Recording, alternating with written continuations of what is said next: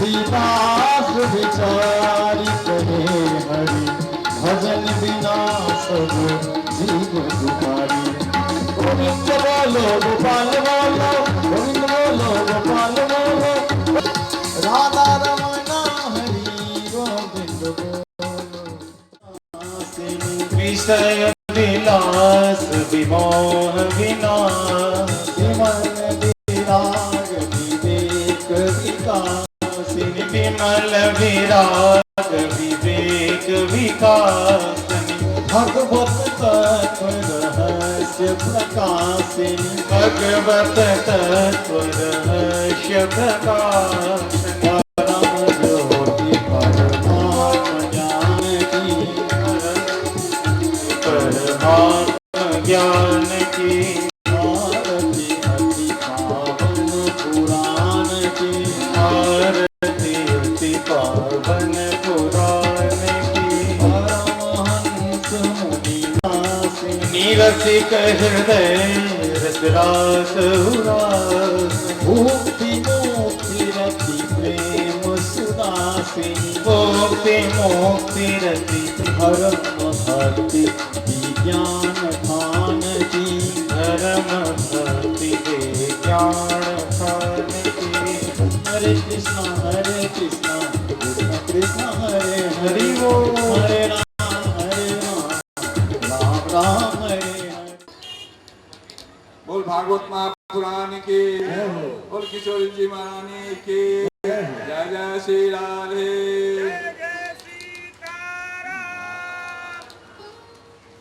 उपस्थित हमारे व्यास आसीन, व्यास पीठ पर विराजमान व्यास जी जो वृंदावन से पधारे हुए हैं, और किशोर जी के दरबार में, किशोर जी के दरबार के परम पूज्य प्रातः स्मरणीय इस महल के पीठाधीश्वर महामंडलेश्वर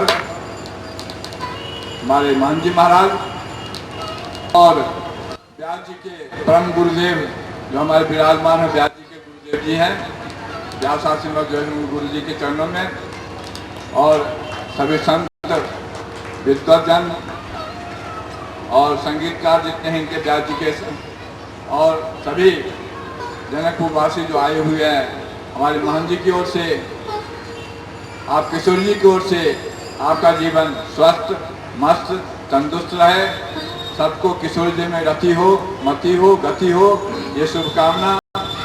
भागवत प्रारंभ कर रहे हैं हमारे व्यास जी। आप इस व्यास जी के मुख से कथा का श्रवण करें, इसका मनन करें। जो कथा श्रवण करें, मनन करना चाहिए। मनन करेंगे तो भगवान किशोर जी आपको रति मति गति देंगे। इस शुभकामना के साथ मैं अपने वचन को विराम देता हूँ। जय श्री किशोर जी। और किशोर जी के ओर से आप लोग को धन्यवाद देते हैं। जय श्री सीताराम महाराज।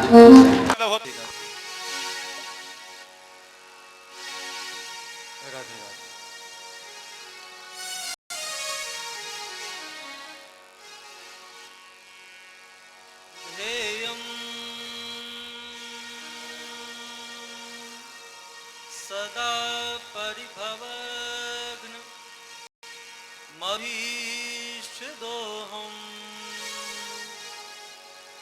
तीर्थास्पदं शिवविरिञ्चि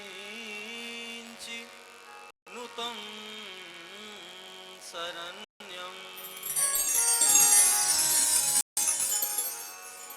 भृत्यातिहं पर्णतपाल भवाब्धिपोतं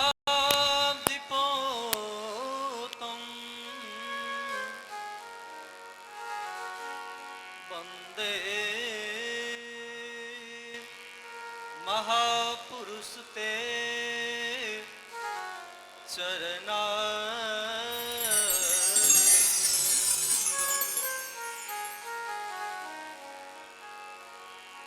त्यक्त्वा सुदस्तज सुरेप्सितराज लक्ष्मी धर्मिष्ठ आर्यवचसा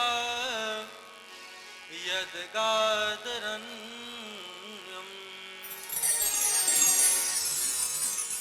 माया मृगम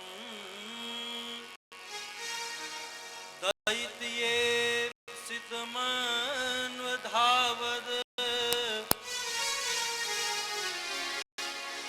वंदे महापुरुष ते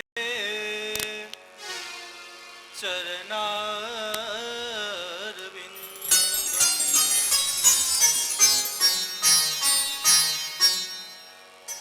बंसी विभूषित करान नवनीरदाभात पीतांबरादरुण बिंब कलाधरोष्ठात्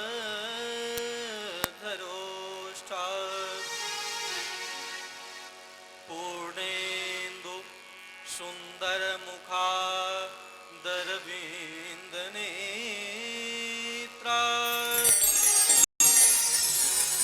कृष्णात् परम किमपि तत्त्वमहं न जाने।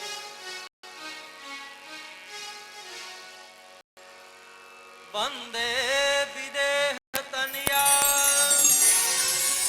पदपुंडरीकं कैसोर सौरभ समा हृदयोगि चित्तम् हन्तुं तीर्थापमनिशं मुनिहंस सेव्यं सन्मानशालि परपीत परागपुञ्जम्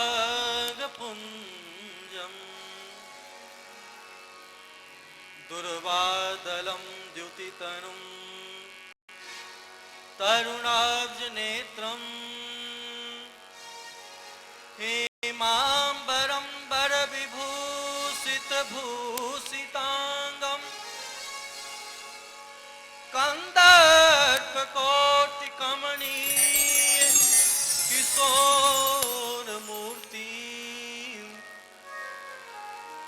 पूर्तिं मनोरथ भुवां भज जानकीशम्।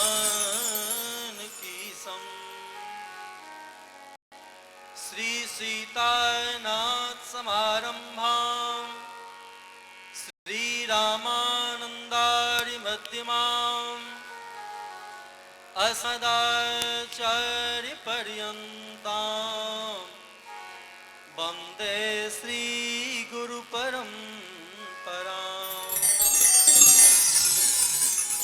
गुरुर्ब्रह्मा गुरुर्विष्णु गुरुर्देवो महेश्वरः गुरुर्साक्षात् परं ब्रह्म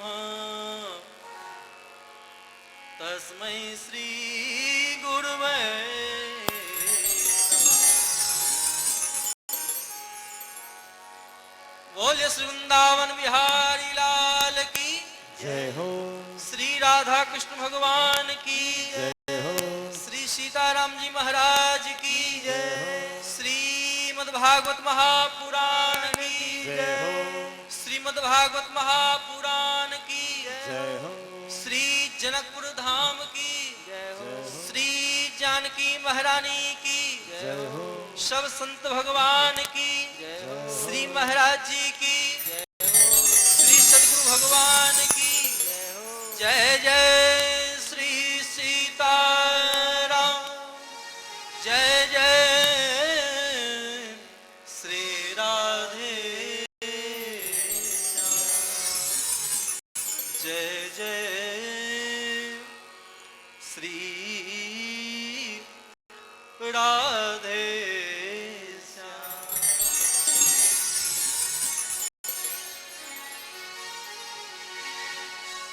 जय श्री राधे। सब लोग जोर से बोलेंगे जय जय श्री राधे जय जय श्री राधे। परम मंगलमय आनंद कंद अखिल लोकाधिपति जगत नियंता जगत पालक जगदाधार समस्त जीवों पर हठात करुणा करने वाले, दया करने वाले जो हमारे श्री राघवेंद्र सरकार हैं, श्री जानकी जी हैं, जिनको प्रेम से सीता कहते हैं, सिया जी कहते हैं। सीता का मतलब शीतल प्रदान करने वाला, जो अपने कृपा करुणा से, दया से, स्नेह से, वात्सल्य से हठात करुणा करे। ऐसी जो हैं जगत जननी जानकी जगदम्बिका, उनके कृपा से इन पुरुषोत्तम मास, जिनको अपभ्रंश में मलमास भी कहते हैं, इस पुरुषोत्तम मास में परम पावन तीर्थ स्थल जगत जननी जानकी जी के दिव्य लीला स्थली श्री जनकपुर धाम में इन संत महापुरुषों के सानिध्य में बैठ करके, श्री महाराज जी के सानिध्य में बैठ करके, श्री सद्गुरु भगवान के सानिध्य में बैठ करके हम सभी श्रीमद् भागवत महापुराण रूपी कथा सत्संग के माध्यम से इस कथा पंडाल में बैठे हुए। वास्तविक में कथा में आना अपने इच्छा से नहीं होता। कथा में वही आ सकता है जिनको भगवान चाहते हैं। सिलेक्ट तो भगवान ही करते हैं, हम लोग तो सिर्फ इलेक्ट करते हैं। लोग चाह करके भी निकलते हैं कथा पंडाल में, लेकिन अनेक प्रकार के कार्यों में फंस जाते हैं, चाह करके भी नहीं आ सकते। भगवान जिनको सिलेक्ट करते हैं कि तुम जा सकते हो, तुम जा सकते हो, वही आदमी इस कथा में पंडाल में आ सकते हैं। और आकर के भी अगर भगवान न चाहें तो यहाँ भले ही आप शरीर से बैठे हो, लेकिन आपका मन तो संसार के अनेक कार्यों में ही लगा रहेगा, मन तो कहीं और ही होगी। जो कथा का मूल भाव है, जो लक्ष्य है, उसको हम लोग नहीं समझ पाए।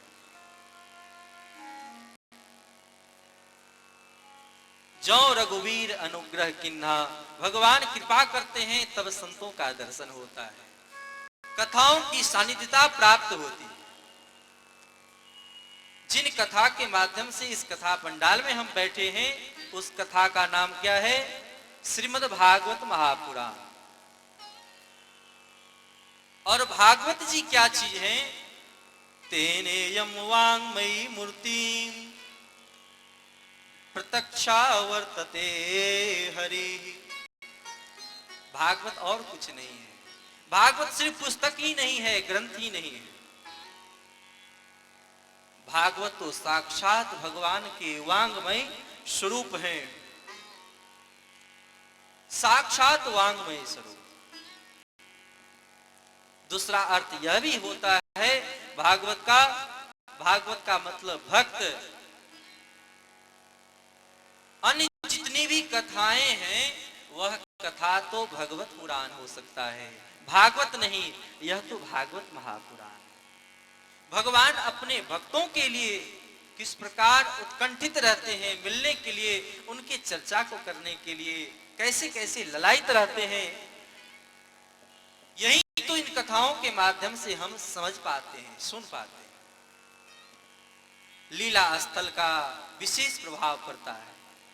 कितने हम लोग बड़भागी हैं।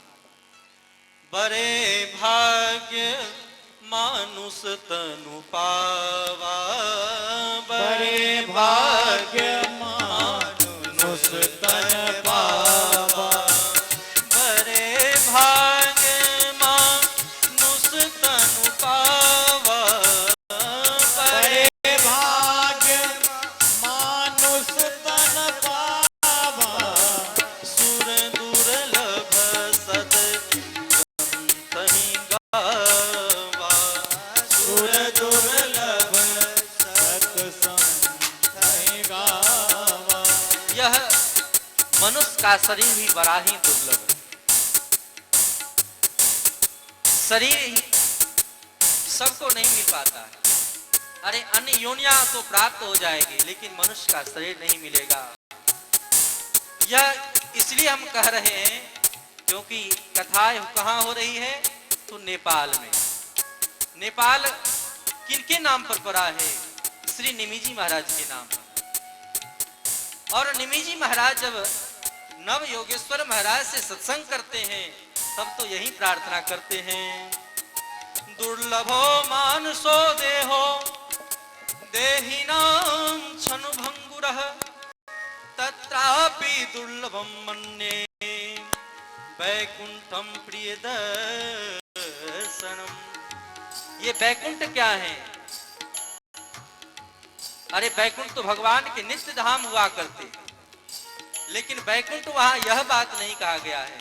वैकुंठ वैकुंठ जहां कुंठा रहित, कुंठ से लोग रहित हो, यानी कि ये संत लोग, इन भक्तों की सानिध्यता जिनको प्राप्त हो जाए, मानो वही कुंठा से रहित हो गया।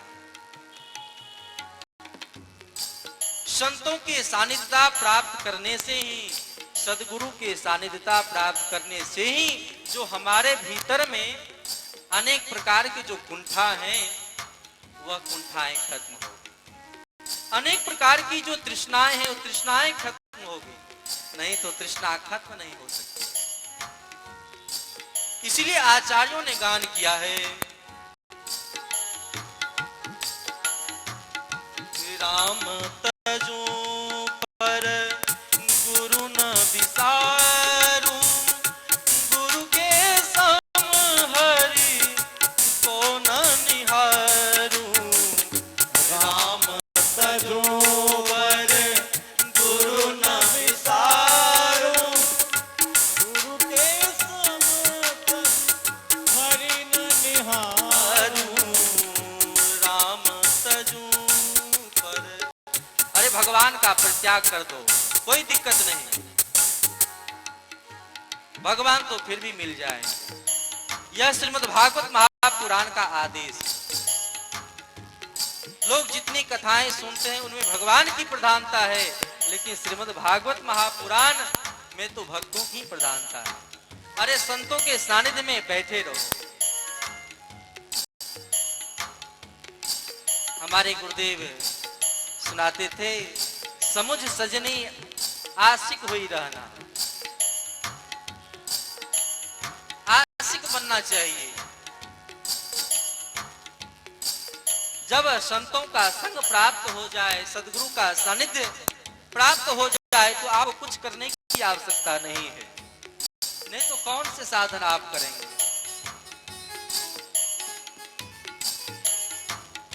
संसार में इतने साधनों के बारे में कहा गया है, लोग करते करते, समझते समझते, सुनते सुनते, करते करते पागल हो जाता है, लेकिन मूल लक्ष्य को, जो मूल कर्तव्य है, उसको नहीं समझ पाता। तो निमिजी महाराज नव योगेश्वर महाराज से कहते हैं, प्रभो दुर्लभो मानसो देहो देहि नाम क्षणभंगुरः। यह शरीर क्षणभंगुर है। अरे प्रभु, और कुछ तो दुर्लभ नहीं है, भगवान तो मिल जाएंगे। भगवान क्या करते हैं? अनुग्रह करते हैं। अनुग्रह करने से क्या होगी? तो संतों का संग करवा देते हैं, संत से मिलवा देते हैं, गुरुजन से मिलवा देते हैं। और जैसे ही गुरुजन से मिलवाते हैं, गुरुदेव ठाकुर को पहचान करवा देते हैं कि यही तो भगवान है, अभी तक आप नहीं पहचान रहे। श्री चित्रकूट धाम में श्री तुलसीदास जी महाराज चंदन घिस रहे हैं। श्री राघवेंद्र सरकार लखनलाल जी आए हैं, चंदन उठाए, लेकिन श्री तुलसीदास जी महाराज नहीं पहचान पाए। यह पहचान तो श्री सदगुरु भगवान ही करा दे सकते।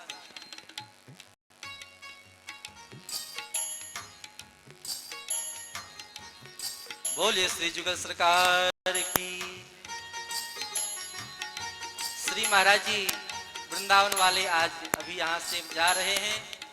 वृंदावन में अध्ययन काल में ही महाराज जी का बड़ा स्नेह हमारे ऊपर, इस दास के ऊपर रहा। इन्हीं लोगों की कृपा के बदौलत आज आप हमें इस रूप में देख रहे हैं। बोलिए श्री महाराज जी की जय, श्री वृंदावन धाम की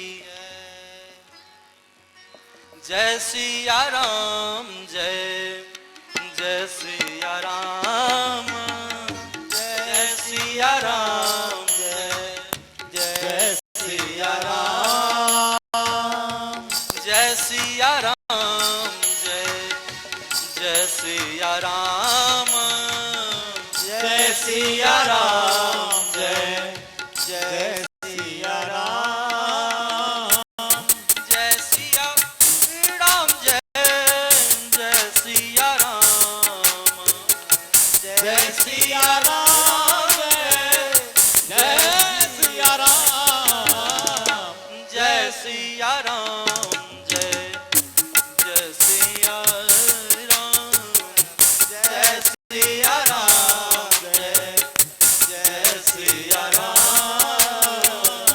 जय सिया राम जय, जय सिया राम, जय सिया राम जय, जय सिया राम,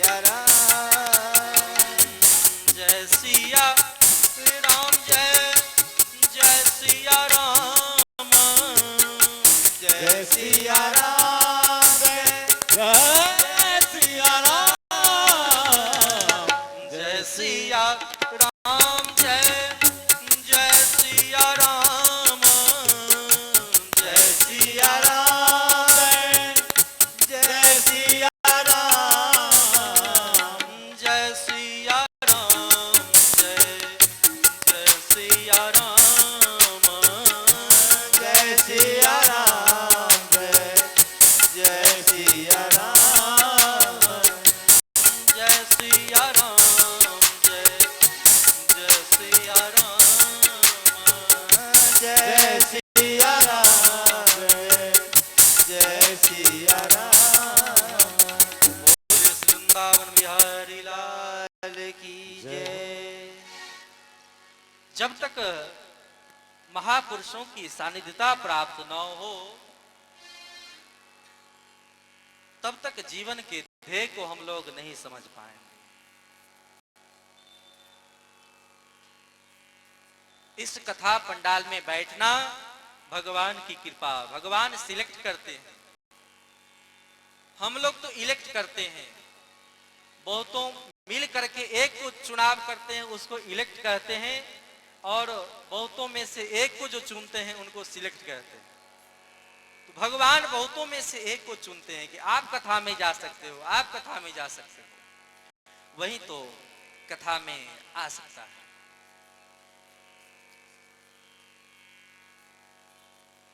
उनमें भी इन श्री जनकपुर धाम में, जैसा कि श्री महाराज जी से हम लोगों ने श्रवण किया,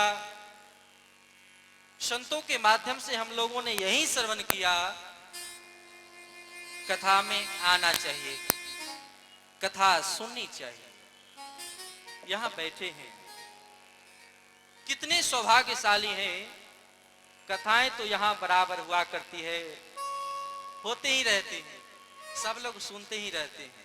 लेकिन पुरुषोत्तम मास में आज महाराज जी कह रहे थे जो पुरुषोत्तम मास पर भी जोर देने की।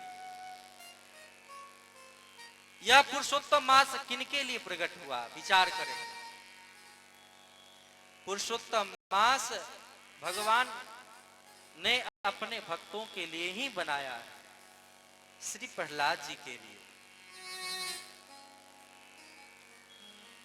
नहीं तो भगवान को और अन्य महीना, अन्य मास बनाने की कोई आवश्यकता नहीं थी। 12 महीने होते हैं, 12 राशियां होती हैं, 12 सूर्य की किरणें होते हैं, 12 आदित्य होते हैं, फिर यह 13 महीना क्यों बना, जिसको मलेमास बोलते हैं। जब ब्रह्मा जी ने हिरण्यकश्यप को आशीर्वाद दिया कि जाओ आप किसी महीनों में नहीं मरोगे, जो आज 12 महीने है, क्योंकि उसका वरदान मांगने का इच्छा इसी प्रकार का था कि हम आपके द्वारा बनाए गए किसी महीनों में ना मरे, दिन में ना मरे, रात में ना मरे। तो भक्तों के रक्षा के लिए भगवान ने 13वां महीना यानी पुरुषोत्तम मास, मलमास का निर्माण किया और हिरण्यकश्यप का वध किया। लेकिन वध करने के बाद इन मास की तो कोई इच्छा तो नहीं थी। लोग सोचते थे कि नहीं यह मलमास है। भगवान ने राक्षस का वध करने के लिए इन महीनों का निर्माण किया है, तो मैं इस महीनों में कोई भी सत्कर्म नहीं करूंगा, सत्कार्य नहीं करूंगा, धर्म नहीं करूंगा। जब कोई इस महीनों में, जिसको मलमास बोलते हैं, मल यानी गंदा, मास का महीना, तो गंदा महीना है, इस महीनों में मैं कोई भी साधन ना करूं, भजन ना करूं। रोने लगा कि इससे तो अच्छा है कि मैं जाकर के आत्महत्या कर लूं। रोने लगा। रोते रोते ब्रह्मा जी महाराज के पास गए, बोले प्रभु इन महीनों का निर्माण करके आपने ठीक नहीं किया, इसलिए मैं आत्महत्या कर लूंगा। ब्रह्मा जी समझाते हैं कि नहीं नहीं, अरे भगवान ने अगर तुम्हारा सृष्टि किया है तो कोई न कोई कारण तो होगा, राज तो जरूर होगा। इसलिए चलो हम तुम्हें भगवान श्री हरि के पास ले चलते हैं। हरि के पास गए। भगवान श्री हरि ने कहा तुम इस प्रकार डरो मत, चिंतित ना हो, चलो हम लोग गोलोक चलते हैं। वहां से भगवान विष्णु, ब्रह्मा जी, शंकर जी, श्री नारद जी महाराज सब मिलकर के भगवान गोलोक बिहारी श्री श्याम सुंदर के पास जाकर के निवेदन करते हैं कि सरकार, आपने जो हमारा निर्माण करवाया है, इस संसार में हमारा जन्म लेना सार्थक नहीं है, क्योंकि इन शरीर के द्वारा, इन मांसों के द्वारा अगर आपके चरण कमल की सेवा ना हो, आपके सुंदर कार्य न हो, तो व्यर्थ है इस शरीर का धारण करना। अगर मनुष्य के शरीर को प्राप्त करके अगर हम भगवान का भजन नहीं करते हैं, भक्ति नहीं करते हैं, उनकी कथा को श्रवण नहीं करते हैं, तो व्यर्थ है इस शरीर का धारण करना।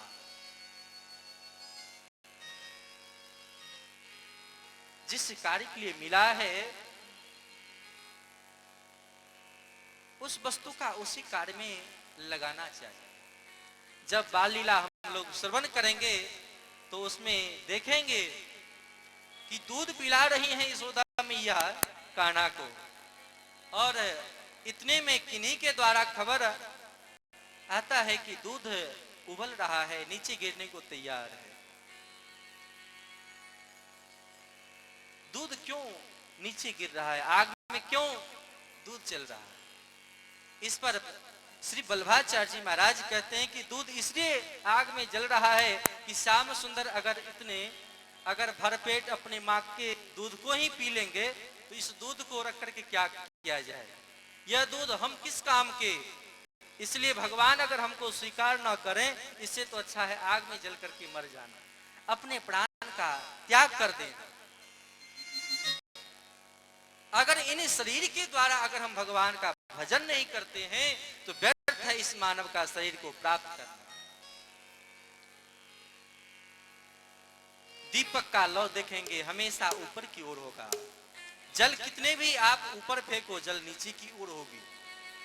जल है, जल नीचे की ओर क्यों होगा? क्योंकि उनका अस्तित्व, मूल संग्रह, मूल उनका घर नीचे की ओर है। दीपक का मूल अस्तित्व ऊपर की ओर है। उसी प्रकार यह जीव जो है, इनका मूल लक्ष्य क्या है, मूल कर्तव्य क्या है? मूल लक्ष्य, मूल कर्तव्य है भगवान को प्राप्त करना। ईश्वर अंश जीव अविनाशी, ईश्वर अंश जीव अविनाशी, ईश्वर अंश जीव अविनाशी, ईश्वर अंश जीव अविनाशी, चेतन अमल सहज सुख राशि, चेतन अमल सहज सुख राशि,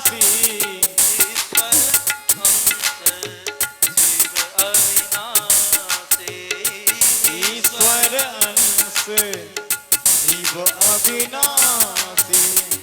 ईश्वर के हम अंश हैं, अविनाशी हैं। उन तत्व को हम लोग भूल चुके, इसीलिए अनेक प्रकार के दुख से भटक रहे। अरे संसार का नाम ही है दुखालयम शाश्वतम। यह संसार दुख का घर है, लेकिन इस संसार में हम सुख को खोजते हैं। सुख कहां से मिलने वाला है? भोजनालय में जाकर के आप भोजन खोजेंगे तो ही मिलेगा। पुस्तकालय में जाकर के अगर पुस्तक को खोजें तो पुस्तक मिलेगा, लेकिन हम लोग उल्टा खोजते हैं। आलय मतलब घर, विद्यालय में विद्या को हम प्राप्त कर सकते हैं, लेकिन भोजनालय में जाकर के अगर हम पुस्तक खोजें तो क्या कभी मिल सकता है? कभी पुस्तक नहीं मिलेगा। उसी प्रकार संसार यह दुख का घर है। किसी ना किसी प्रकार से सभी दुखी है। कोई धनहीना, कोई पुत्रहीना, कोई आदि व्याधि समाकुला, अनेक प्रकार के दुख से दुखी है। कुछ देर के लिए गर्मी लगी, पंखा चलने लगा तो कहते हैं सुख मिला। अरे सुख कहाँ मिला? इसमें सुख कहाँ है? फिर तो बिजली को तो जाना ही है। अभी यहाँ लाइट का सेटिंग खूब ठीक ढंग से चल रहा है, लोड सेटिंग, प्राय बिजली का अभाव ही रहता है। सुख नहीं है संसार में, किसी न किसी प्रकार से सब दुखी हैं। यह दुख हमें क्यों मिल रहा है? ब्रह्मा जी महाराज यही बात स्तुति में कहते हैं 10वें स्कंद में, तत्तेनुकंपां सवीक्षमानो, तत्तेनुकंपां सवीक्षमानो, पुंसान एवात् तीर्थं विपाकं, तेनुकंपां।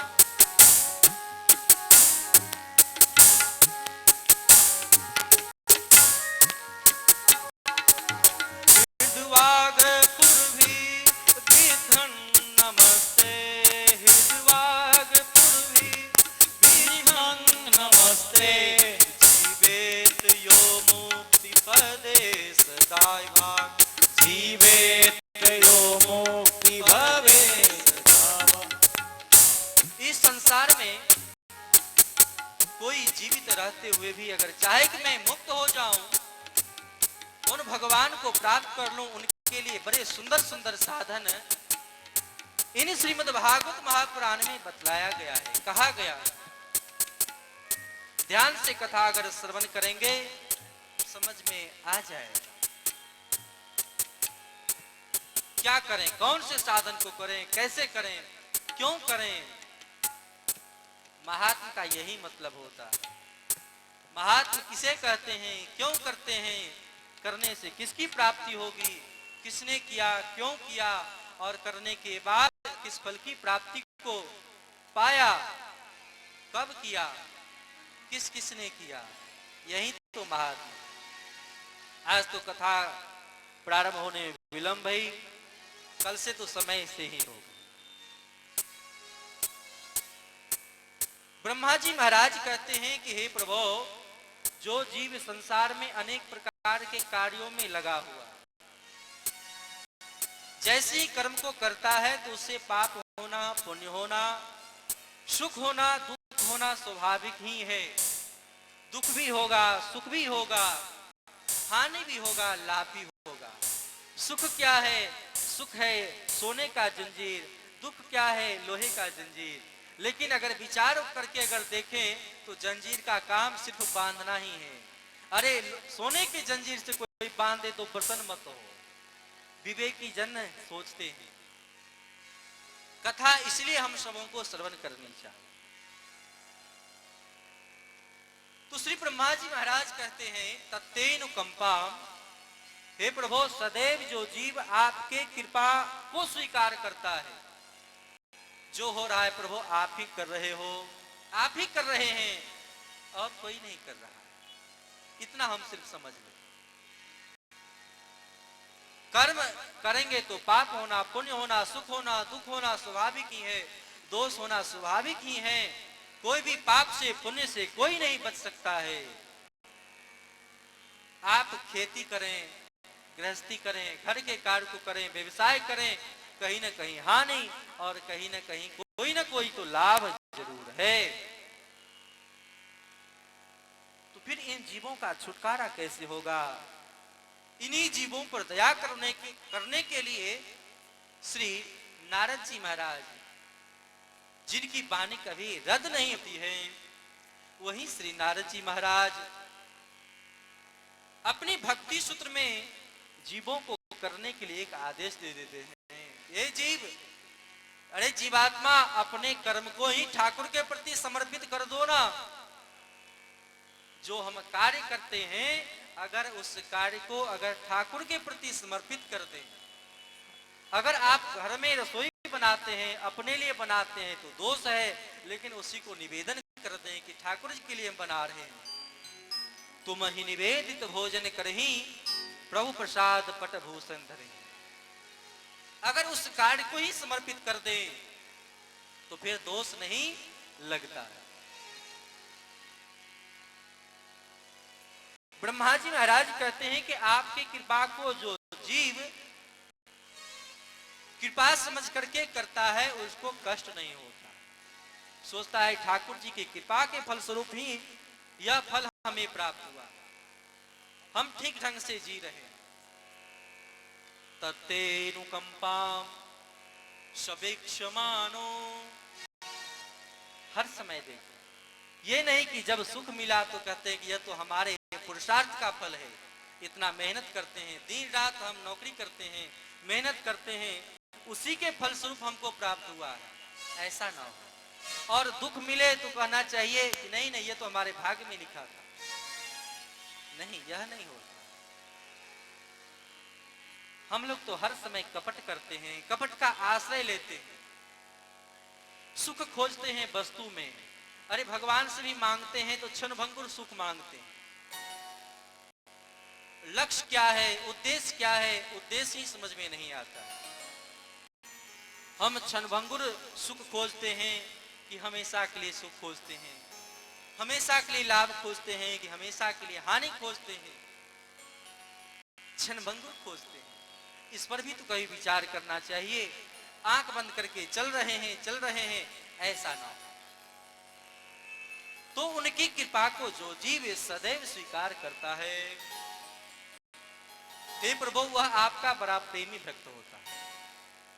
हर समय शवेक्षमानो, और क्या करे तो भुंजान एवात्म एव कृतम पिपाकम।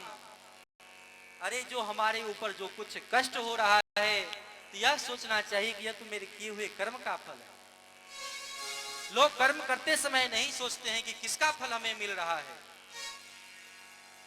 सोचते हैं कि यह तो हमारे भाग का फल है। ऐसा नहीं कि हमने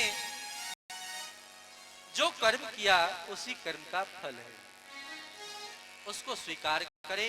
कृतम विपाकम, और क्या करे तो हृदवाग पूर्वी, हृदय से वाग वाणी से, हृदवाग पूर्वी वाणी से, मस्तिष्क से, ज्ञान के द्वारा, विवेक के द्वारा, हृदवाग पूर्वी विद्धन नमस्ते, अपने मस्तिष्क को भगवान के सामने समर्पित कर दे।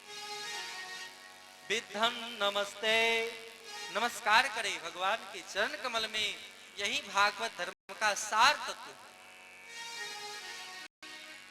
परम पूज्य श्री डोंगरे जी महाराज से किन्हीं संतों ने यही पूछा था कि भागवत के सबसे सुंदर श्लोक के बारे में कहिए, आपको सबसे सुंदर श्लोक कौन सा लगता है? तभी श्री डोंगरे जी महाराज ने यही श्लोक के बारे में कहा था, तत्तेन कंपाम सुसभिक्षमानो भुंजान एवात्म एव कृतम विपाकम हृदवाग पुरभीर विद्धन नमस्ते जीवेत यो मुक्ति पदे सदाय भाग। मानो वह संसार में जीवित रहते हुए भी मुक्त हो गया है, मुक्ति को प्राप्त हो जाता है, जो अपने कर्म को, अपने मन को, अपने वाणी को, अपने शरीर को, सर्वेंद्रियों को भगवान के चरण कमल में समर्पित कर दे। यही बात तो हमारे श्री राघवेंद्र सरकार भी कहते हैं, सबके ममता ताग बटोरी सबके ममता आगे बटोरी, सबके ममता आग बटोरी, सबके ममता आगे बटोरी। मम पद मनहि बांधि बधि डोरी, मम पद मनहि बांधि बधि डोरी, सबके ममता आग बटोरी, सबके ममता आगे बटोरी। ये क्यों कहते हैं? हम लोग व्यवहार में अगर घटा करके देखें तो विचार करिए, हमको कपट पसंद नहीं आता। हम सोचते हैं कि सामने वाला जो भी आए हमसे कपट ना करे, लेकिन हम कपट करें, ये कहाँ का न्याय है? हम चाहते हैं कि सामने वाला निर्मल हो, निर्मल बुद्धि वाला हो, और हम कपट लेकर के, कपट युक्त हो करके हम उनका साथ में उनसे बातचीत करें। कभी क्या हो सकता है, कभी भी किन्हीं को भी कपट पसंद नहीं।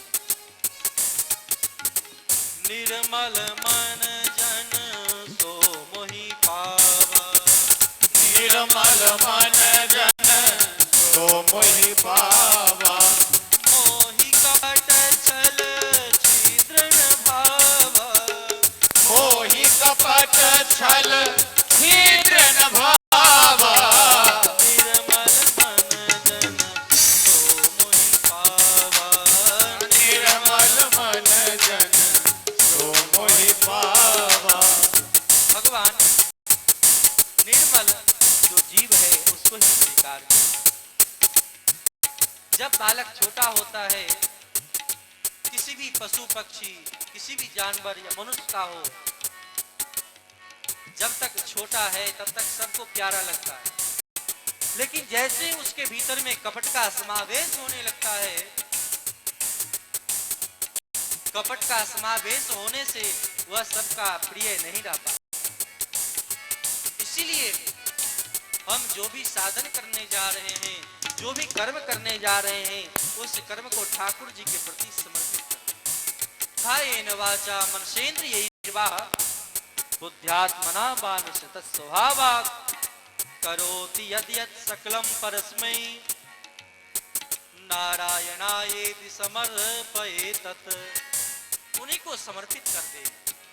यही तो भागवत धर्म है, भागवत की कथा का यही तात्पर्य।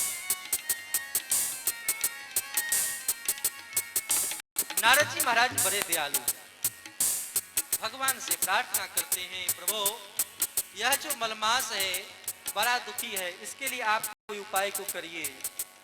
भगवान ने मलमास से पूछा, मलमास तुम रोते क्यों हो, सोचते क्यों हो? अभी तक तुम दुखी इसलिए थे क्योंकि तुमने अभी तक हमारा शरण ग्रहण नहीं किया। अरे हम संतों की पूजा क्यों करते हैं, भक्तों की पूजा क्यों करते हैं, हमें उनमें क्या अंतर है? कोई अंतर नहीं। अगर कोई अंतर नहीं तो उनकी पूजा क्यों करते हैं? भगवान से भी ऊपर उनको क्यों रखते हैं? अरे जो भगवान का चिंतन करे, ब्रह्मविद ब्रह्मई भवति, उनका चिंतन करते करते उन्हीं के जैसा हो जाता है, उन्हीं के समान हो जाता है। इसलिए भगवान से भी श्रेष्ठ उनको हम कहते हैं। जो परम पुरुष परमात्मा हैं, जिनको हमको जानना चाहिए, उनके भक्ति को हम नहीं कर पाते हैं। लेकिन उनका दिग्दर्शन कराने वाला कौन है? तो उनका दिग्दर्शन कराने वाला भी तो वही संत जन है, वही गुरुजन है। इसलिए भगवान से भी श्रेष्ठ है। नहीं तो हम संसार वाले भी भोजन करते हैं, संत लोग भी भोजन करते हैं, तो जो उनसे जुड़ जाता है वह पूजनीय हो जाता है। भगवान ने कहा कि अभी तक तुम हमारे शरणापन्न नहीं हुए थे, इसलिए तुम्हारे मन में ग्लानि, लोग साधन नहीं करते थे, भक्ति नहीं करते थे, लेकिन आज से जब इस प्रकार दीनहीन होकर के, दीन भाव से आज हमारे शरण में आ गए हो, तो मैं अपने शरणागत की लाज को जरूर रखता हूं। भगवान को दयालु इसलिए कहते हैं, अकारण करुणा करने वाले। श्री वाल्मीकि रामायण का एक श्लोक है, भगवान भुजा उठा करके प्रण करते हैं, शक्रदेव प्रपन्नाय तवास्मीति च याचते अभयम सर्वभूतेभ्यो ददामि तद व्रतम मम। कोई झूठे भी आकर के बोल दे प्रभु हम आपके हैं, भगवान स्वीकार कर लेते हैं, इसलिए तो उनको दयालु कहा। संसार वाले फिर भी उनके भाव को नहीं समझते। भगवान कहते हैं सबके शरण छोड़ करके हमारे शरण में आ जाओ। सर्वधर्मान् परित्यज माम एकम शरणम व्रज, हमारे शरण में आ जाओ। श्री राघवेंद्र सरकार जब विभीषण जी महाराज आ रहे थे, सब लोग आपस में चर्चा कर रहे हैं कि नहीं नहीं, राक्षस का भाई है, राक्षस ही होगा, शरण में आ रहा है, कहीं कपट का भाव से आ रहा हो, शरण में न रखिए। लेकिन श्री हनुमान जी महाराज तो पहले ही ठाकुर जी के सामने निवेदन कर चुके थे, विभीषण जी महाराज कैसे हैं, उनकी रहनी कैसी है, सब कह चुके। हम लोग कपट का आश्रय लेकर के संत के पास जाते हैं, गुरुजन के पास जाते हैं कि हम इतने बड़े पद वाले हैं, इतने बड़े प्रतिष्ठा वाले हैं, इतने बड़े भक्त हैं, महात्माओं के पास जाते हैं, कहते कि प्रभु मैं तो दिन रात भजन ही करता रहता हूं। लेकिन श्री विभीषण जी महाराज से तो सीख लेनी चाहिए। विभीषण जी महाराज आकर के कहते हैं कि प्रभु मैं तो राक्षस का शरीर है, तामस तनु कछु साधन नाही, प्रीति निपद सरोज मन माही। हमारा मन आपके चरण कमल में नहीं लगा हुआ है। मेरा परिचय क्या है, मैं राक्षस रावण का भाई हूं। यह भी तो कह सकते थे कि हम पुलस्त्य ऋषि के बेटे हैं, ऐसा परिचय नहीं देते। हम ब्राह्मण का मेरा शरीर है, यह नहीं कहते। कहते हैं कि नहीं, यह तामसी शरीर है, जिसमें जैसे ही भक्ति के मार्ग में हम लोग प्रशस्त होते हैं, आगे बढ़ते हैं, तो आगे बढ़ने का तात्पर्य ही है तो भीतर में निर्मलता आ जाना, दैन्य भाव उदय हो जाना। लेकिन जब दैन्य भाव न हो तो समझना चाहिए कि कहीं ना कहीं वह फायदा नहीं कर रहा। आज इतनी कथाएं हो रही हैं, इतनी सब लोग कथा सुनते हैं, सत्संग सुनते हैं, लेकिन कथा सुनने के बाद भी भक्ति के लिए अनेक यत्न करते हैं, लेकिन फिर भी क्या हम शांति से रह पाते हैं? क्या हमारे मन के भीतर ज्ञान का प्रादुर्भाव हो रहा है? क्या वैराग का प्रादुर्भाव हो रहा है? क्या प्रेम विकसित हो रहा है? बिल्कुल नहीं, क्योंकि हम लोग मनन नहीं करते। अरे भक्ति महारानी कब प्रसन्न होंगी? जब उनके ज्ञान वैराग्य नाम के पुत्र भी युवा हो जाए। अगर हम कथा सत्संग सुनने से अगर हमारे भीतर में प्रेम का भाव प्रकट नहीं होता है तो व्यर्थ है साधन को करना। उस चीज के प्रति श्रद्धा का अभाव होना ही माना जाए। कल हम लोग चर्चा कर रहे थे, महल के भीतर ही रात्रि में जो कहीं ना कहीं अगर भक्ति में कुछ न कुछ लाभ नहीं दिख रहा है, इसका मतलब कहीं ना कहीं हम सूक्ष्म अपराध भी कर रहे हैं ना महाराज जी? कल हम लोग चर्चा कर रहे हैं, हम लोग को क्या अनुभव होता है?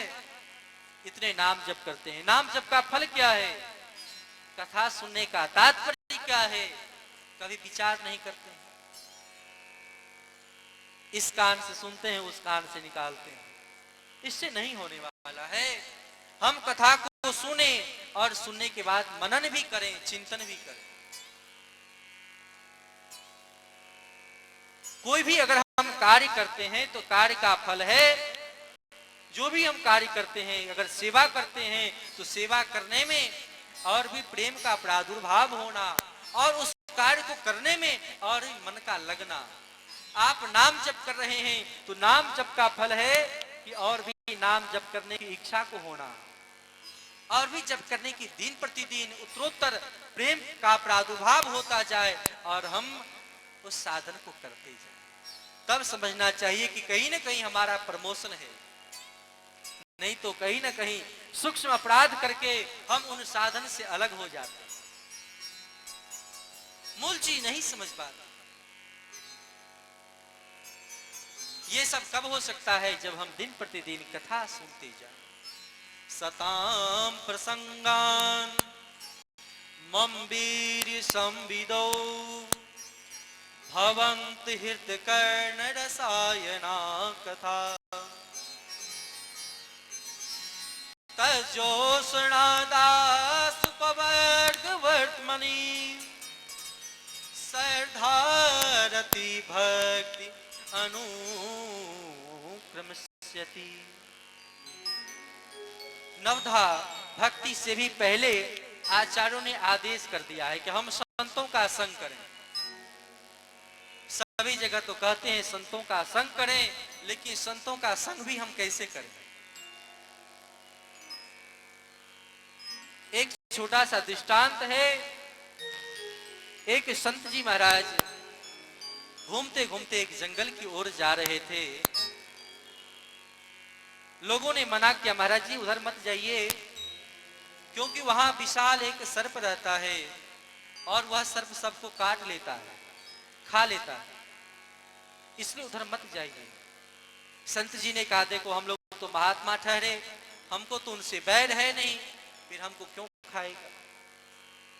आगे बढ़ते गए, सांप ने फुफकार मारा काटने के लिए। जैसे ही दौड़ा, संत जी ने अपने हाथ का इशारा किया, आशीर्वाद दिया और आशीष देकर के कहते हैं, पुत्र तुम्हारा स्वभाव यह तो नहीं है कि तुम सबको काटना चाहिए, तुमको किसी को काटा नहीं करो, किसी को खाओ नहीं, किसी ने तुम्हारा क्या बिगाड़ा है। सांप ने संत जी के चरण में आकर के झुक गया और प्रार्थना को किया, प्रभु आपने आज हमारा आंख को खोल दिया, आज से हम किसी को खाएंगे नहीं।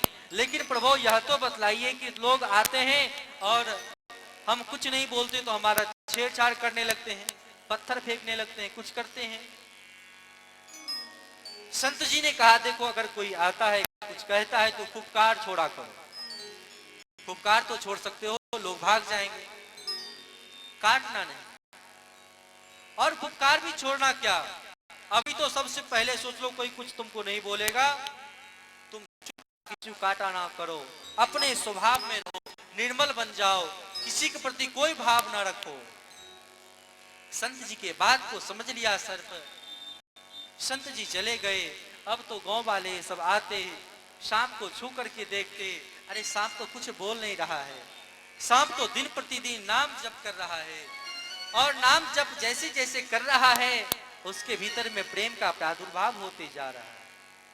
लोगों ने देखा कि सांप तो कुछ कह नहीं रहा है, छू करके देखा, जब छूने से भी सांप कुछ नहीं कहा तो सांप को एक पेड़ के डाल से लटका दिया, टांग दिया, और टांग करके उसमें बैठ करके सब झूला झूलने लगे।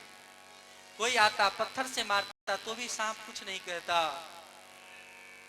कोई आता झूला झूलता, कोई पत्थर से मारता, कोई लकड़ी से मारता, देखने के लिए कि सांप कुछ नहीं कर रहा है। सांप गुरुदेव की वाणी को समझ रहे थे कि कुछ नहीं करना चाहिए, सब हमारे कर्म का ही तो फल है।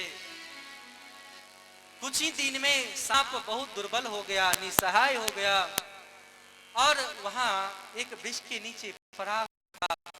गुरुदेव आए अपने शिष्य से मिलने के लिए। अरे बेटा कहाँ हो, बेटा बेटा करते हुए आए, अपने शिष्य को नहीं देखते हैं। जब बहुत दूर खोजे तब देखते हैं कि अपने शिष्य को कराह रहा है, और ऐसी स्थिति में भी गुरुदेव के स्मरण को उन सर्प ने नहीं भूला था। सबके पास आए और उसके शीश पर हाथ रख करके पूछते, बेटा ये क्या कर लिया तूने, तुम्हारे ऊपर इस प्रकार का कष्ट, किसने तुम्हें इस प्रकार का कष्ट दिया है, ऐसा हाल तुम्हारा किसने बनाया है। तब सांप ने कहा, गुरुदेव यह सब आपके सत्संग का फल है। आपने जो सत्संग सुनाया था किसी को कष्ट न दो। कथा सत्संग के माध्यम से आज इस सप्ताह के चतुर्थ दिवस के शुभ अवसर पर और साधन तो कर सकता है, लेकिन भगवान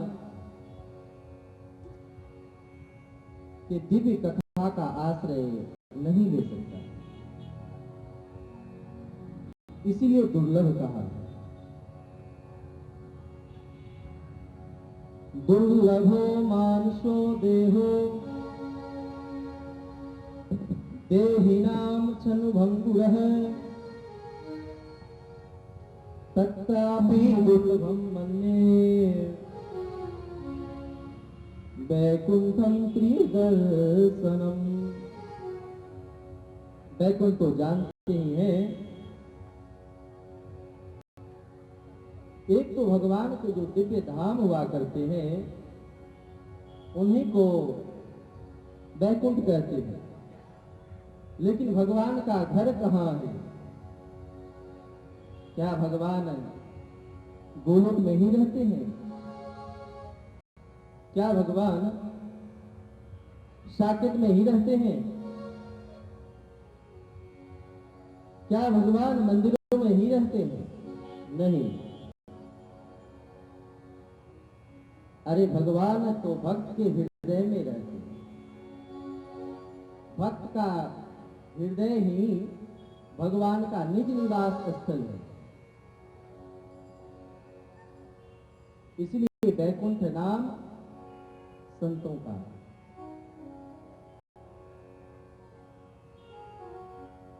भगवान जब अति कृपा करते हैं तब जाकर के जीव को सत्संग का लाभ प्राप्त करवाते हैं।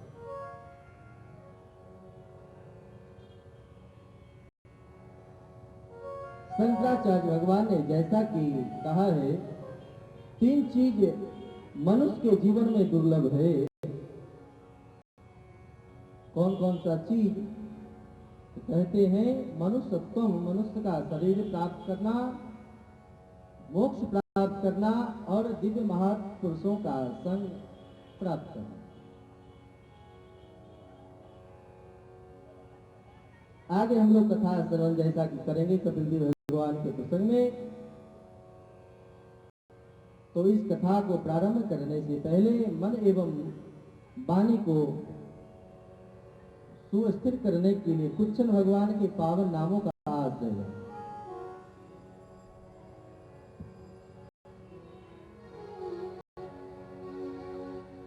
कृष्ण नाम कही लीजै रे मन, कृष्ण नाम कही लीजै रे मन, कृष्ण नाम कही लीजै रे मन, कृष्ण नाम कही लीजै रे मन, कृष्ण नाम कही लीजै रे मन, कृष्ण नाम कही लीजै रे मन, रे मन, रे मन, रे मन, रे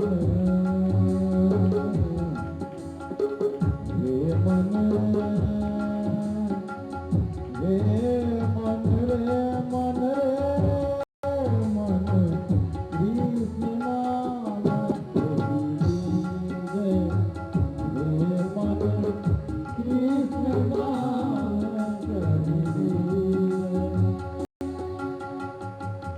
उन भगवान के परम मंगल में जो नाम है,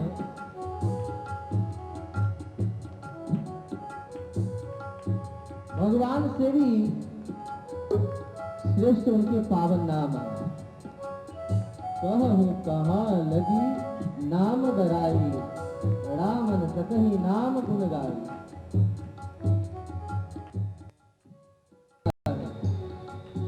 नहीं तो अगर आपके पास मनी है और मनी की कीमत के बारे में पता नहीं, आपके किसी काम का नहीं। और वह महिमा श्री गुरुदेव भगवान बतलाते। बोलिए श्री सद्गुरु भगवान की जय हो। इसलिए श्री सद्गुरु भगवान के चरण कमल पकड़ने की जरूरत है। भरोसो दृढ़ इन चरणन केरो। साधन और नहीं आकल में कहीं भी हो भरोसो दृढ़ इन चरणन केरो।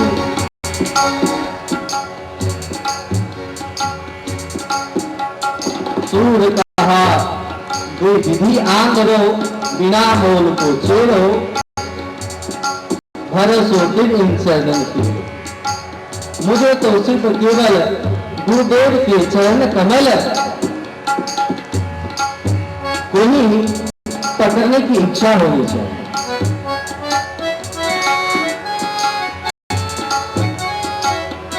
इसीलिए गुरुदेव के चरण कमल को पकड़ करके उनके वचनों में श्रद्धा और विश्वास चाहिए और नाम जप का आश्रय लेना चाहिए।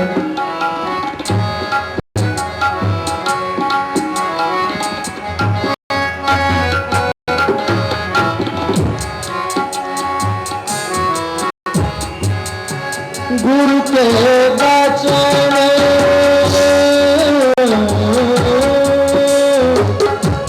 गुरु के वचन अटल करि मानहु अटल करि मानहु अटल गुरु के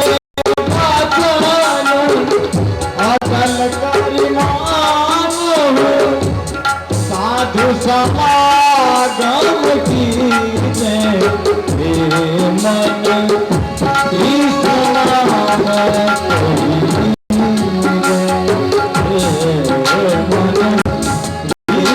नाम यह बातें हम अलग से नहीं कर रहे, यह भागवत जी की शिक्षा है।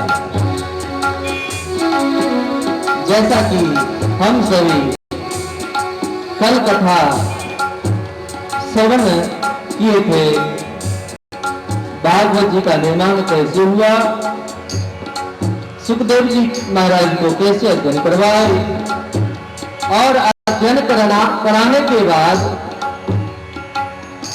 सुखदेव जी महाराज जंगल में चले गए। परीक्षित जी महाराज बड़े धर्मात्मा हैं और भगवत इच्छा से वन में जाते हैं, जाकर के शिकार खेलते हैं। प्यास लगा और प्यास लगने के कारण एक उनसे संत का अपमान हो गया। ध्यान देने की आवश्यकता है, हर समय विचार करने की आवश्यकता है। श्री रामचरितमानस में एक डुप्लीकेट महात्मा को अच्छे महात्मा समझ लेना राजा प्रताप भानु के लिए श्राप का कारण बना है। एक डुप्लीकेट महात्मा को अच्छे महात्मा समझ लेना श्राप का कारण बना। और व्यवहारिक लीला के अनुसार देखें तो श्रीमद् भागवत महापुराण में एक अच्छे महात्मा को डुप्लीकेट समझ लेना।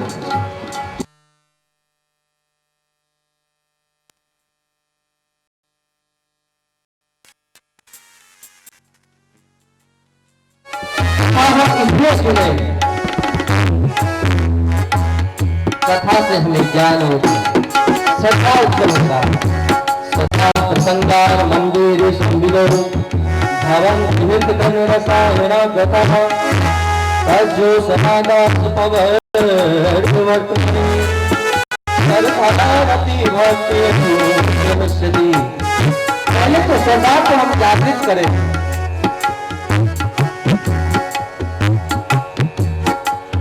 इसीलिए सोच समझ करके जब 2 पैसे के घड़े को खरीदते हैं तो ठोक करके बजा करके खरीदते हैं, लेकिन जब अपने जीवन की सर्वस्व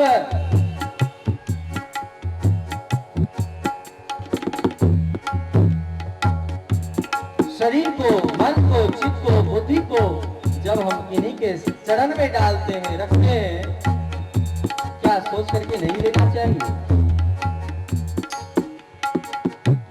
जब कथा सत्संग श्रवण करेंगे तब विवेक हमारा जागृत होगा। श्री राम।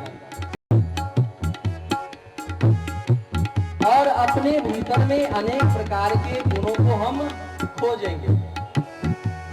जो अवगुण है उसको अलग रखेंगे और सद्गुण को खोजेंगे और संतों के शरण में जाएंगे। इसीलिए संतों के शरण में जाने की आवश्यकता है।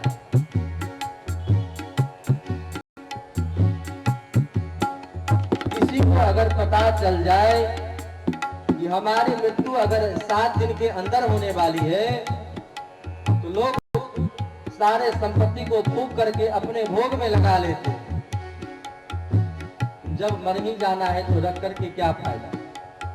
लेकिन यहाँ विवेक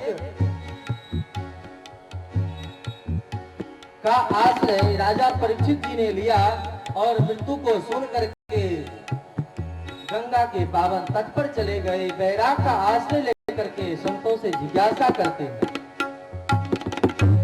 आजकल परिवार में छोटी छोटी बातों को लेकर के लोग आत्महत्या तक कर लेते हैं। क्या आत्महत्या करनी चाहिए? बिल्कुल नहीं करनी चाहिए। आत्महत्या के समान कोई बड़ा पाप नहीं है। कितनी खतरनाक चीज है। और यह मनुष्य का तन क्या पृथ्वी में मिलेगा? नहीं मिल सकता।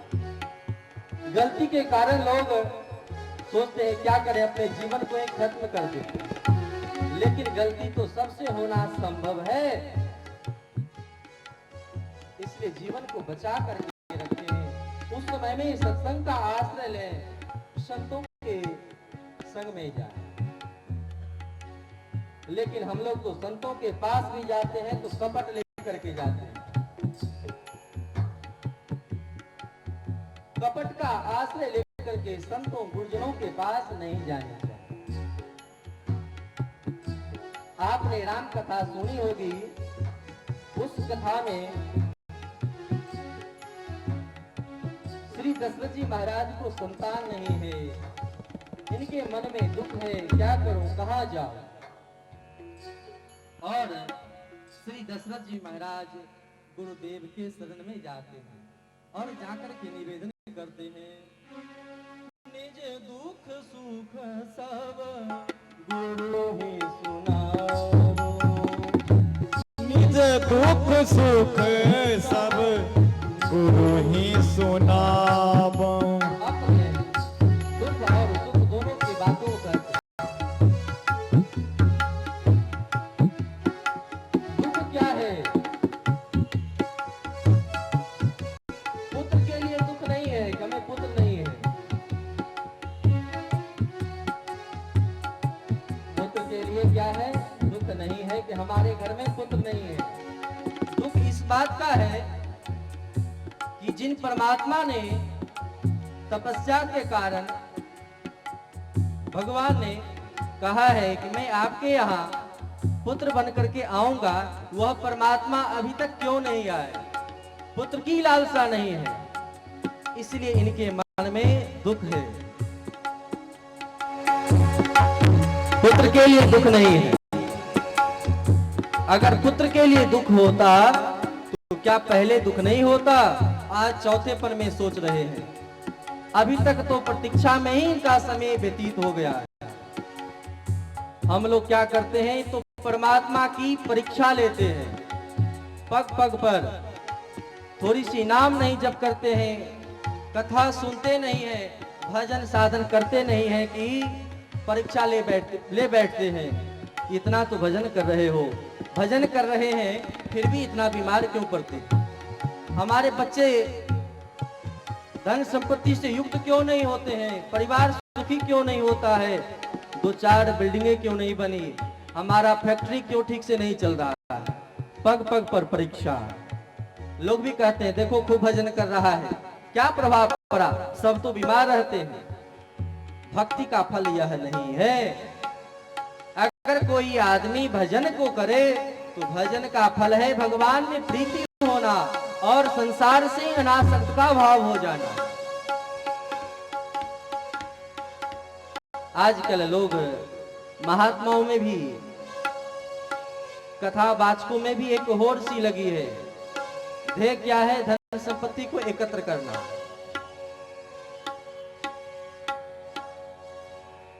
कारिता कर्ण लोभेन कथा सारस ततो गतः। वक्ता भी धन संपत्ति के लोभ से कथा कहते हैं और श्रोता भी धन संपत्ति के लोभ से ही कथा का आयोजन करते हैं। तो ना कथा कहने वाले को लाभ मिल पाता है और न सुनने वाले को वास्तविक लाभ किसी को नहीं मिलता। कारिता कर्ण लोभेन और कथा सारस ततो गतः। कथा का सार तत्व जो है वही खत्म हो जाता है। लोग देखते हैं कि महाराज जी आजकल खूब भजन कर रहे हैं। जब बड़े बड़े बिल्डिंगें बनने लगती है तो लोग कहते हैं कि इन्होंने बहुत सुंदर भजन किया है। भजन का फल बिल्डिंग कभी नहीं हो सकती। बड़े बड़े आश्रम बन रहे हैं, यह भजन का नहीं है। भजन का फल है कि उसके प्रति विरक्ति हो जाए, यही तो भजन का फल है। घर छोड़कर कुटी बनाए, खेती छोड़ फुलवारी, और राम भजन में प्रीति नहीं तो संतों मानो बकरी की रखवाली। क्या फायदा हुआ महात्मा बनकर के, साधक बनकर के भी घर को छोड़े, एक दूसरे घर का निर्माण किए।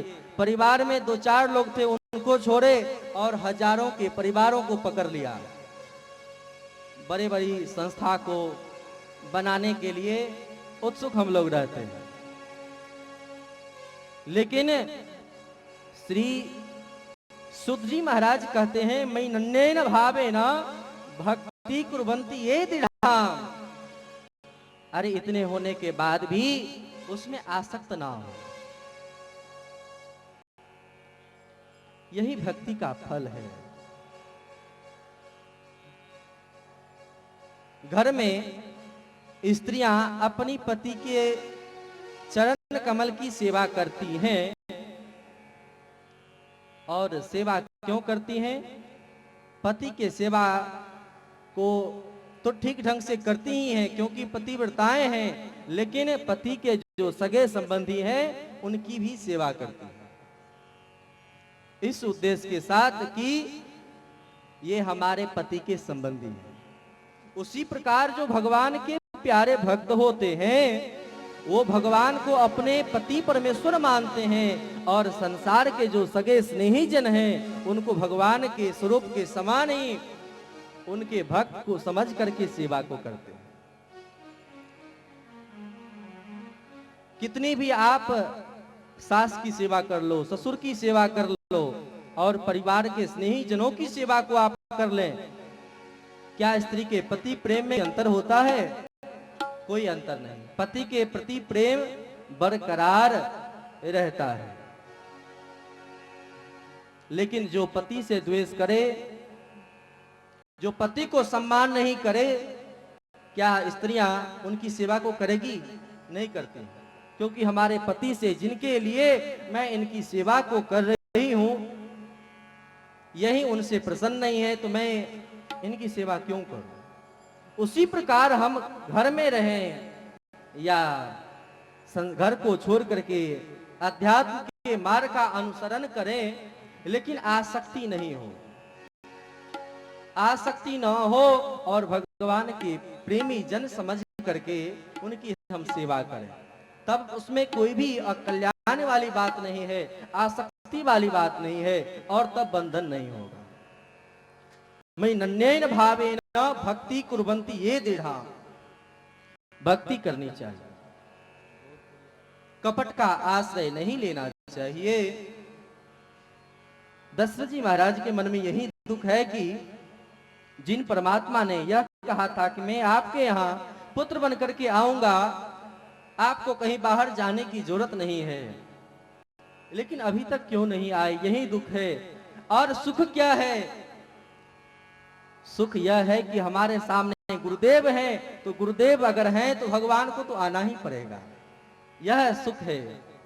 इसलिए निज दुख सुख सब गुरु ही सुनाओ।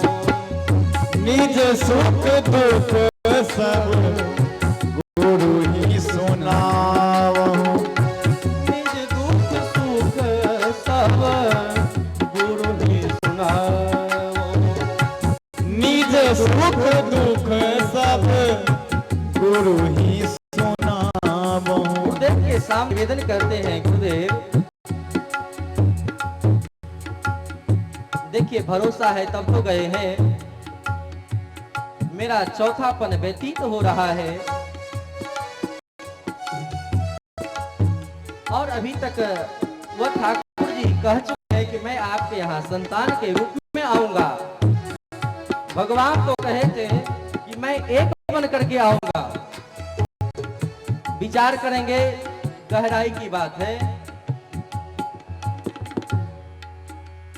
जब मनु जी महाराज वरदान मांगते हैं, मैं चाहता हूं कि हमारे घर में आप पुत्र बन करके आए। भगवान कहते हैं मैं अपने समान पुत्र कहां खोजूंगा, इसलिए मैं ही आऊंगा। और जब शत्रुपा जी से भगवान पूछते हैं देवी आपकी क्या इच्छा है, तो शत्रुपा महारानी भी कहती हैं कि मुझे भी जो महाराजा ने मांगा है, महाराज मांगे हैं वही हमको भी दे दें। दोनों की इच्छा एक है, क्योंकि अगर यह बात नहीं होती तो एक जगह दोनों को आनंद नहीं मिलता। भगवान तो एक होने का आशीर्वाद दिया है। भगवान मनु जी महाराज और शत्रुपा जी को एक पुत्र के रूप में अवतरित होने की बात कहते हैं, लेकिन जब चौथे पर व्यतीत हो गया है, भगवान नहीं आए हैं, तब देखिए गुरुदेव की महिमा को। गुरुदेव कहते हैं कि उन परमात्मा ने कहा है कि मैं अवतरित होऊंगा, एक रूप में अकेला आऊंगा, लेकिन निश्चित आऊंगा। लेकिन मैं आपको आशीर्वाद देता हूं कि आपने कपट का आश्रय नहीं लिया है, इसलिए चौथेपन है, इसलिए आपको 4 पुत्र मैं दिलाऊंगा। बोलिए श्री भक्तवत्सल भगवान की जय हो। एक भगवान नहीं, भगवान अनशन सहित अवतार लिए हैं 4 रूप में। एक ही भगवान के 4 स्वरूप हैं, राम लक्ष्मण और भरत शत्रुघ्न। यह किनकी महिमा है? यह गुरुदेव की महिमा है। भागवत जी की यही विशेषता है कि भागवत जी में पग पग पर नाम की महिमा एवं भक्त की महिमा स्थापित है, और भगवान स्वयं भक्त के लिए गान करते हैं, उनको ही भागवत कहते हैं। गुरुदेव के पास हम लोग जाते हैं, अपने दुख को तो सुना देते हैं, लेकिन सुख के बारे में कदाचित कुछ भी नहीं कहते। इसलिए निज दुख सुख दोनों ही सुनाना चाहिए। निज दुख सुख सब गुरु ही सुनाओ। निज सुख सुख सब गुरु ही सुनाओ। निज दुख सुख सब गुरु ही सुनाओ। निज सुख दुख सब गुरु ही सुनाओ। निज दुख सुख सब गुरु ही सुनाओ। निज सुख दुख सब गुरु ही सुनाओ। निज दुख सुख गुरुदेव को सुनानी चाहिए। इस कलयुग में और कोई नहीं है।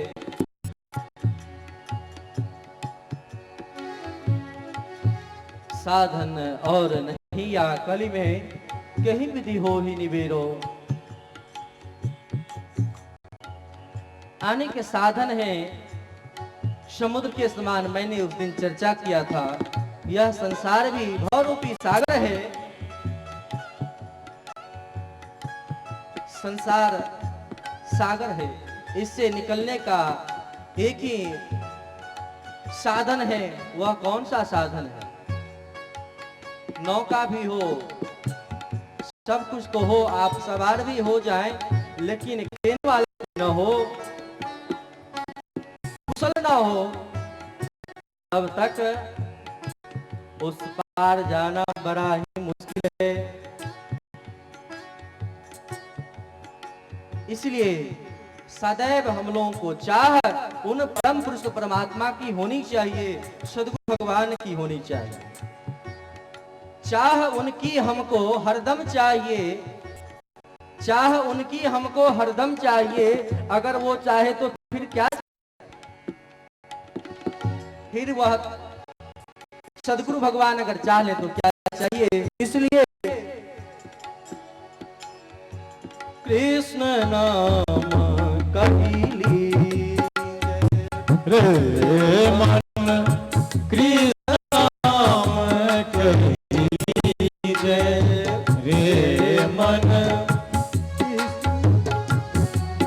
कहिली जय, रे मन कृष्ण नाम कहिली जय, रे मन पढ़िए सुनिए जय हो। भगति भागवत पढ़िए सुनिए भगति भागवत और कहा सखी की जय, रे मन कृष्ण नाम कहिली। सब लोग बड़े ही रे मन प्रेम पूर्वक ताली नहीं बजाते हुए गाएं। रे मन राम नाम कहिली जय, राम नाम रस बहो जात है, राम नाम रस बहो जात है। त्रिसावंत हुए पी जय।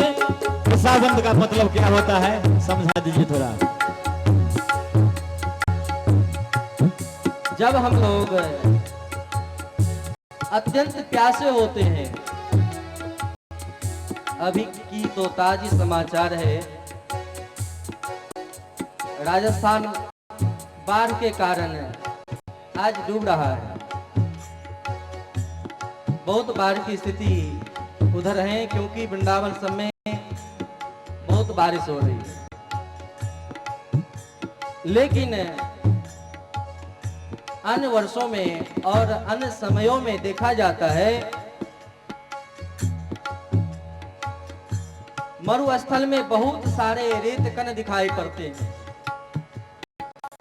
जब आप ब्रज में जाएंगे, वहां जल का बड़ा ही अभाव है। ब्रजमंडल में प्रायः घरों की पानी इतनी खारी है, नमकीन है, कोई पीने के योग्य नहीं है।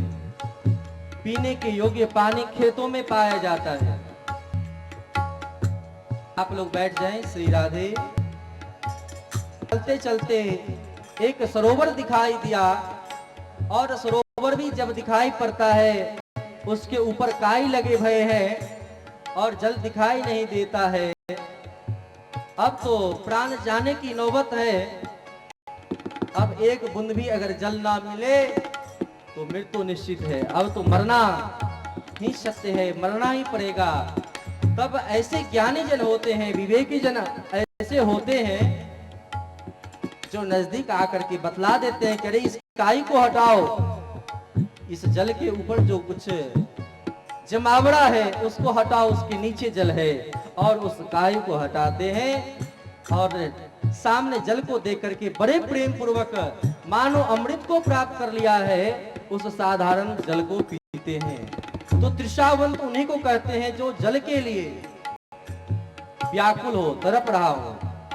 और तड़पन की स्थिति में जैसे मछली को जल से निकाल दे, वह व्याकुल हो करके छटपटाहट के साथ मरने की स्थिति में हो जाती है। और ऐसे समय में क्या करते हैं, उस मछली को जो विवेकी जन होते हैं उनको जल में डाल देते हैं। फिर मानो पुनः उन मछली का प्राण वापस लौट आता है। जब शेष नाग मणि को प्राप्त करते हैं, भोजन की खोज में निकलते हैं, अपने मनी को निकाल के रख देते हैं, लेकिन जो ढूंढने वाले होते हैं बड़े लोहे के पात्र आदि ले जाते हैं और जहां मनी है मनी के ऊपर ढक देते हैं, लेकिन सर्प के मनी में वह प्रभाव है कि बड़े बड़े आप लोहे के पात्रों से ढक दे, फिर भी उस प्रकाश को कोई नहीं ढक सकता है। और गौ के गोबर से अगर उस पर लेप चढ़ा दे तो वह प्रकाश आगे की ओर नहीं बढ़ता। गौ के गोबर से उस मणि को ढक करके पत्थर से नुकीले पत्थर से के पात्र से लोहे के पात्र से ढक देते हैं, वृक्ष पर चढ़ जाते हैं। सर्पराज आते हैं और मणि को नहीं पा करके सर पटक पटक करके वही मृत्यु को प्राप्त कर लेते हैं। ऐसे कहते हैं श्री दशरथ जी महाराज मनु के रूप में, मन बिनु फनी जल बिनु मीना, मम जीवन लगी तुम्हीं अधीना। त्रिशावंत का उपमा दो से ही दिया गया है। मन बिनु फनी जल बिनु मीना, मन बिनु फनी जल बिनु मीना, मन बिनु फनी जल बिनु मीना। जैसे मणि के बिना फनी सांप ना रहे, वैसे हे प्रभु मैं आपके विरह में एक क्षण ना रहूं। देखिए मनु जी महाराज विशेष वरदान मांग रहे हैं।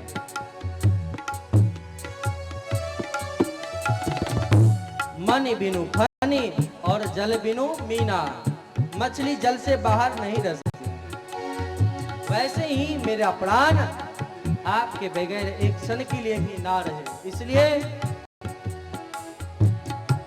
मन बिनु फनी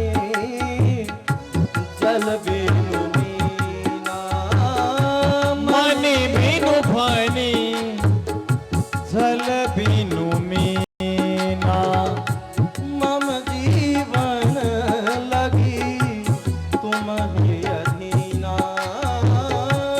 मम जीवन लगी तुम्हीं अधीना। मेरा जीवन आपके बगैर कुछ क्षण भी ना रहे। इसलिए भगवान के विरह में लोग कहते हैं श्रवण कुमार की घटना वाली बात रामचरितमानस में क्यों नहीं है, क्योंकि वह श्राप वाली स्थिति अन्य पुराणों में हो सकता है, वाल्मीकि रामायण में है, लेकिन श्री तुलसीदास जी महाराज तो भक्ति को स्थापित करते हैं, श्राप वाली बात को मुख्य रूप से गौण रखते हैं। रामचरितमानस में सूक्ष्म रूप से है।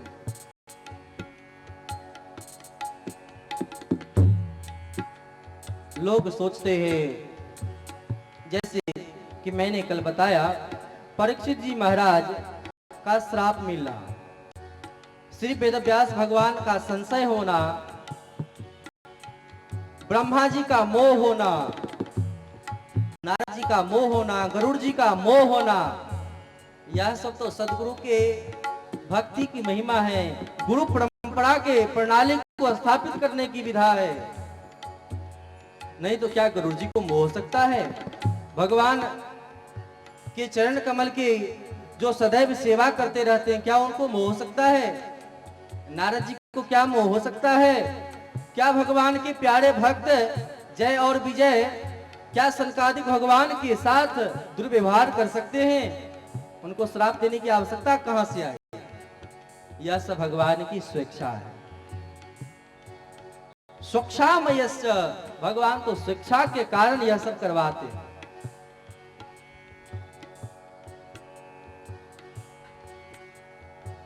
श्रवण कुमार के माता श्राप दिए, इसलिए दशरथ जी महाराज को पुत्र के वियोग में प्राण त्यागना पड़ा। यह बात नहीं है, यह तो दशरथ जी महाराज जो प्रेमी भक्त हैं वही याचना करते हैं, प्रभु मैं आपके बिना एक क्षण भी ना रहा।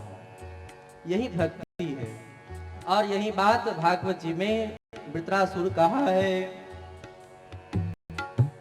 अजात पक्षा इव मातरम खगा स्तन्यम बसतरा क्षुधार्थ प्रियं प्रियैव विष्णुं विसन्ना मनोरविन्दाक्ष दृक्षते त्वाम्। क्या चाहिए? हमको विरह चाहिए, विरहिए कांक्षे। न नाक पीष्टम न च पारमेष्ठम न सार्वभौमं न रसाधिपत्यम न योग सिद्धि न पुनर्भवं वा समं जसत्वा विरहे कांक्षे। प्रभु हमको तो विरह दीजिए। आगे कथा में श्रवण करेंगे। अजात पक्षा बिना पंख वाले, बिना माता के गौ, और प्रियम प्रिय विष्णु विसन्ना मनोरविंदाक्ष दिदृक्षते त्वाम। इससे निर्धारित होता है कि जब तक गुरुदेव के चरण कमल का आश्रय न लें, भगत भागवत का आश्रय न लें, और जब तक नाम रूपी रस को जब तृषावंत होकर के, भक्ति पूर्वक होकर के, प्यासे होकर के जल की याचना को नहीं करेंगे, प्राप्त नहीं करेंगे, तब तक वास्तविक लाभ नहीं मिल पाएगा। और भागवत जी में तो श्रोता उन्हीं को बतलाया गया है, रसिका भूवि भावुका। हे रसिक, हे भावुक जन, सदैव इन कथा का पान करो, क्योंकि यह अन्यत्र उपलब्ध नहीं है।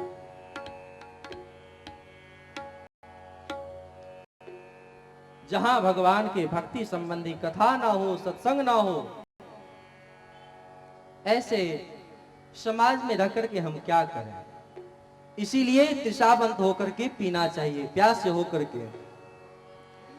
कृष्ण नाम कही लीजे रे मन, कृष्ण नाम कही लीजे रे मन, कृष्ण नाम कही लीजे रे मन, कृष्ण नाम कही लीजे।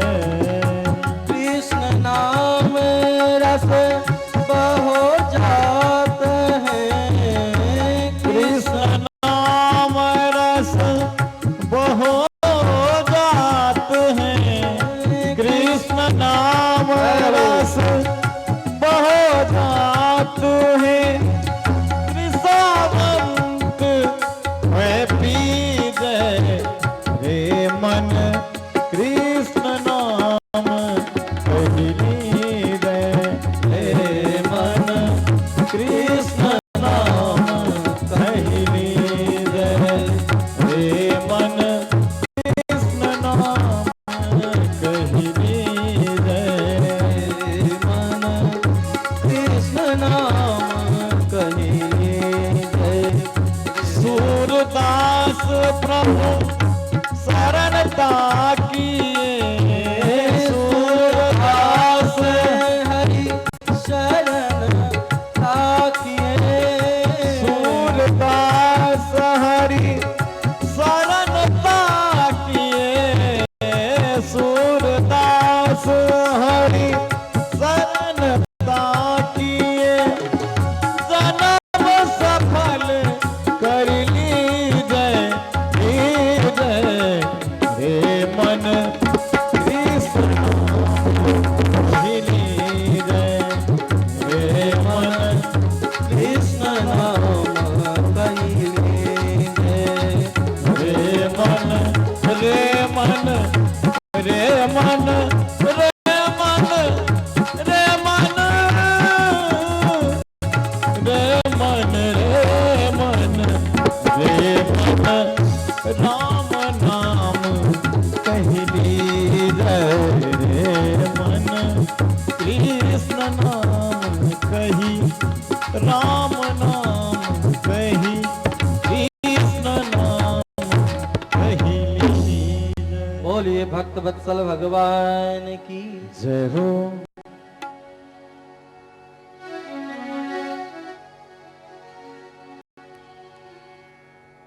आइए अब हम सभी श्रीमद् भागवत